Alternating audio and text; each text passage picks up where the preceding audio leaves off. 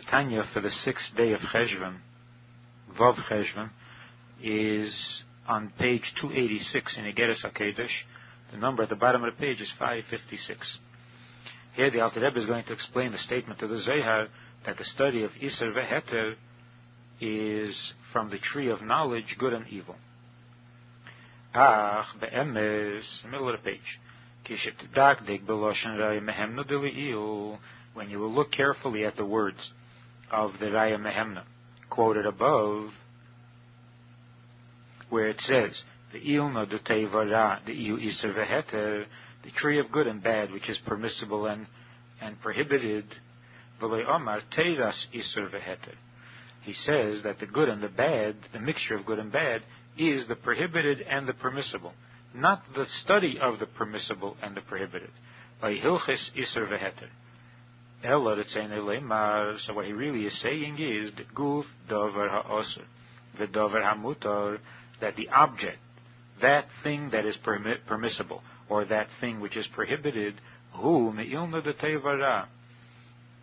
It is that object that comes from the tree of knowledge, from a mixture of good and bad. Shehu klipas nega kameshkosa beitz chayim, because all physical things in this world come from klipas nega, as it says in the Eitz Chayim. Zehu loshen osur, and that's why it is called osur, prohibited.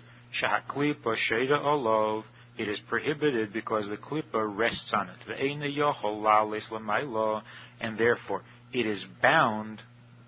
It can't rise upwards. Kedover hamutar, as does that which is permissible. Dahainu, what does mutar mean? What does permissible mean? She'einei kosher ve'osur b'klipa, that it is not bound, it is not tied to the unholiness, to the klipa.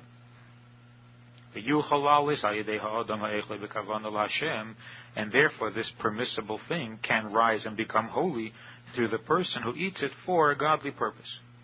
Gam b'stam, also without having a specific godly purpose. Kol odam ha'eved Hashem, any person who serves God, who eats and then uses that energy to serve, to daven, or to serve God, so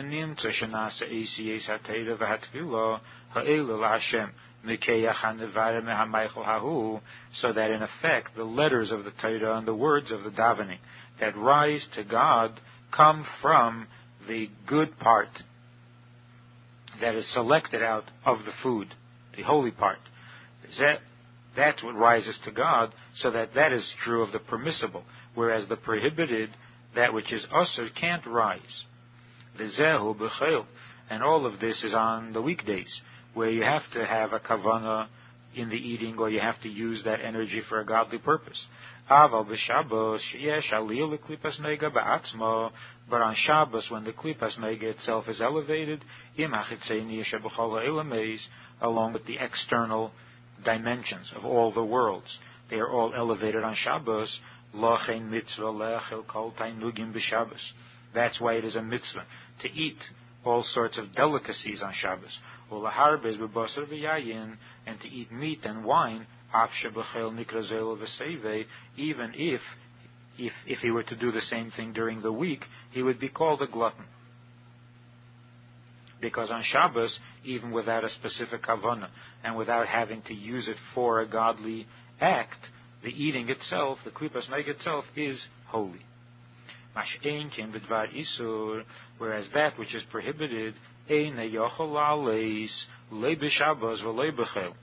that which is prohibited can't rise neither on Shabbos nor on the weekdays.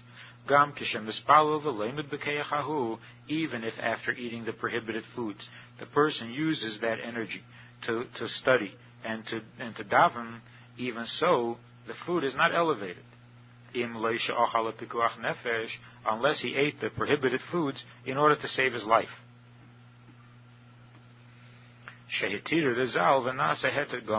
Because then the sages made it permissible and it becomes totally permissible food.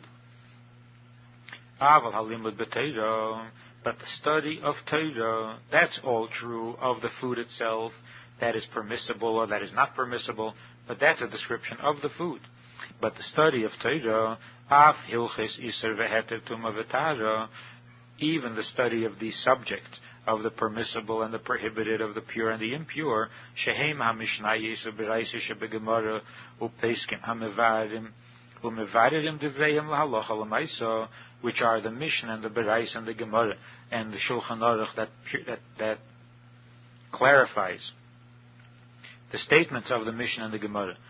Until you have a halacha, an actual halacha, the study of those things, hein gufei Torah shebal peh, they are the body, the essence of the oral Torah. Shehi sviras malchus da'atzilus, which is the level of malchus da'atzilus that is called Torah shebal peh. Kedisa b'zeir HaKadosh b'mekemes ein mispar, as it says in the Zayar in uncountable places.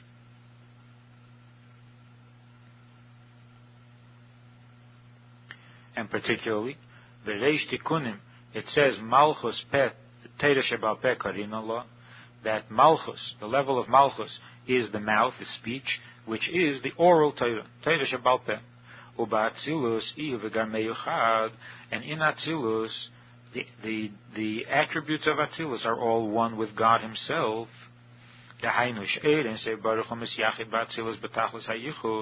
Which means that God is completely united with the attributes as they are in Atzilus, which means that He and His will and His wisdom that are clothed in His speech, which is Malchus, Shenikra Malchus, Hakel Echad, it is all one.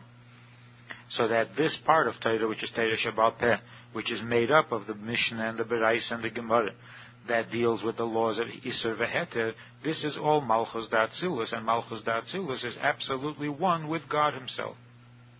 So there is no way and there's no room to believe or to say that there is a part of Torah that is itself somehow tainted by unholiness, because it deals with the laws of holy and unholy, permissible and prohibited. The laws are absolute holiness. The object which is discussed in the laws, those things come from Klipas Nega, and they are a mixture of good and evil.